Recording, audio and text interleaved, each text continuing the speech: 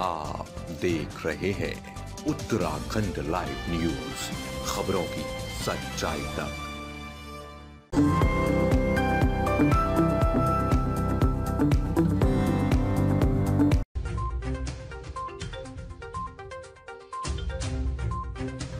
प्रदेश के वरिष्ठ भाजपा नेता और कैबिनेट मंत्री सतपाल महाराज ने बुधवार को पेरुपम द्वारा स्थित किसान इंटर कॉलेज परिसर में पौड़ी गढ़वाल लोकसभा क्षेत्र से भाजपा प्रत्याशी अनिल बलूनी के समर्थन में एक विशाल चुनावी जनसभा को संबोधित करते हुए कहा कि नियंत्रण दिए बावजूद भी कांग्रेस ने अयोध्या में श्री राम लल्ला की प्राण प्रतिष्ठा में शामिल होना उचित नहीं समझा। यह बाबर की मजार पर जाना अपनी शान समझते हैं, जिन्होंने सिखों के 9वें गुरु तेग बहादुर को इस्लाम स्वीकार न करने पर तलवार से उनका सिर शरीर से अलग कर दिया था। औरंगजेब और बाबर जैसे आक्रांताओं की स्तुति करना हमेशा से कांग्रेस का चरित्र रहा है। साथ ही रामनवमी की शुभकामनाएं देते हुए कहा कि अनिल बलूनी हमारे बीच के ही है और पौड़ी स्थित ग्राम नकोट के रहने वाले हैं। हम सब ने 19 अप्रैल को वोट देकर उन्हें दिल्ली भेजना है ताकि केंद्र में पुनः भाजपा सत्तारूढ़ हो और प्रधानमंत्री नरेंद्र मोदी को ताकत मिल सके। महाराज ने कहा कि देश के पीएम मोदी के नेतृत्व में दुनिया में देश का गौरव बढ़ा है। मोदी सरकार ने जम्मू कश्मीर से धारा 370 से हटाकर ऐतिहासिक और साहसिक कदम उठाया। अयोध्या विवाद का भी मोदी सरकार में ही हल संभव हुआ और वहां पर भव्य राम मंदिर का निर्माण संभव हो सका है। मुस्लिम महिलाओं को 3 तलाक से मुक्ति दिलाई और मेक इन इंडिया की शुरुआत की गई।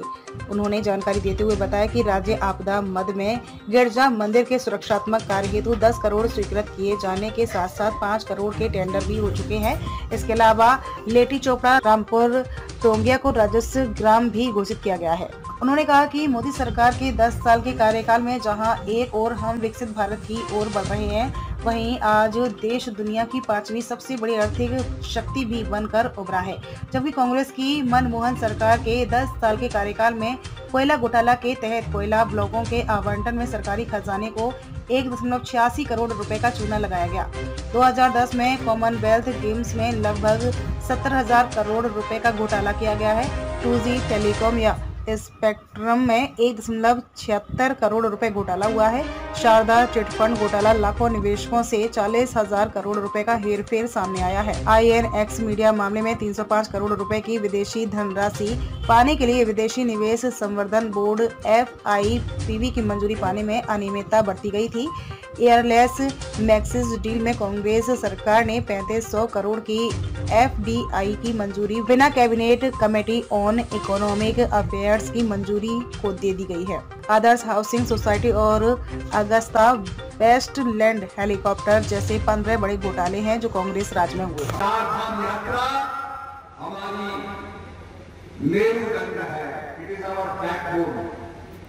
पहाड़ों में लोग कर्ज लेते हैं, कहते हैं भैया यात्रा होने को, यात्रा के बाद आपका कर्ज चुका था। ये यात्रा हमारी ब्रेड एंड बटर है, ये पर्यटन हमारा रोजगार है, इससे हमारा पहाड़ चलता है, उसके बॉडी चलती है। 2013 में त्रासदी आई और केदारनाथ ध्वस्त हो गया, रामलला समाप्त हो गया, सारे उसके किनारे ध्वस्त हो गए, कई गांव बह गए। उसके बाद लोग ऊपर पहाड़ आना बंद कर दिया। लोग डर गए कि पहाड़ को डूब रहा है। आपने देखा होगा एक शंकर जी की मूर्ति नदी के बीच में खड़ी है, पानी उसके ऊपर पड़ रहा है, लोग समझते हैं हरिद्वार डूब गया, मसूरी डूब गया, नैनीताल डूब गया। कांग्रेस ने विश्वास नहीं जगा सकी कि पहाड़ को सुरक्षित है। जब हमारे प्रधानमंत्री जी आए 214 में जीत करके आए तो केदारनाथ के दर्शन को पहुंचे और जब लोगों ने देखा कि भाई प्रधानमंत्री जी केदारनाथ की पूजा कर रहे हैं, तब उनकी समझ में आया कि केदारनाथ सुरक्षित है। और तब ऐसी बाढ़ आई, यात्री